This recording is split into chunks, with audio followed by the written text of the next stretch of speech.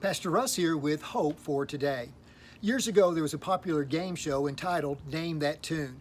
Recently on TV, I saw some commercials where they're bringing that game show back. I was always intrigued by it because I am certainly non-musical. In that show, contestants were given a single clue about the title of a song. Then they had to decide on how many notes of the song they needed to hear before guessing the title. If you saw the commercials, you would hear them say something like this: "I can name that tune in 4 notes." Then the other contestant could come back and say, "I can name that tune in 3 notes." And finally they would get down to the lowest one. But every once in a while, one of the contestants would say this: "I can name that tune in 1 note." And I'm sitting there going like, how on earth could you do that? And then the contestant was allowed to hear the number of notes that they had agreed upon, whether it was 1 or more type of thing, and then they would make their guess. They either got it right or they got it wrong. Winning was not based on what they said they could do. As we all know, the old saying, talk is cheap, but it was based on what they could actually do.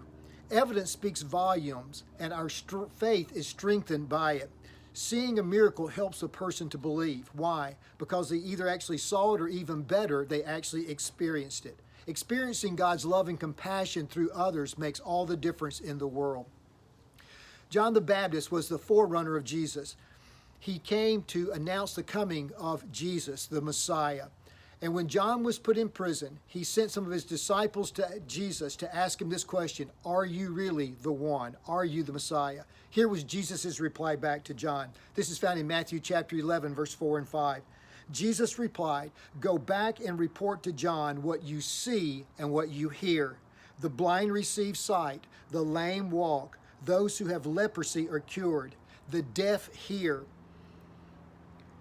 and the dead are raised, and the good news is preached to the poor." Now notice what Jesus didn't say. "Well, of course I am, John." He said, "Look and see what I have actually done.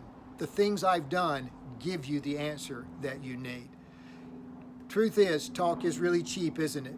But the real deal is incredibly powerful. So I want to encourage you, let's follow Jesus. Let's allow him to work in us and allow him to work through us so that we can be that real deal who makes a difference in this world for the kingdom of God.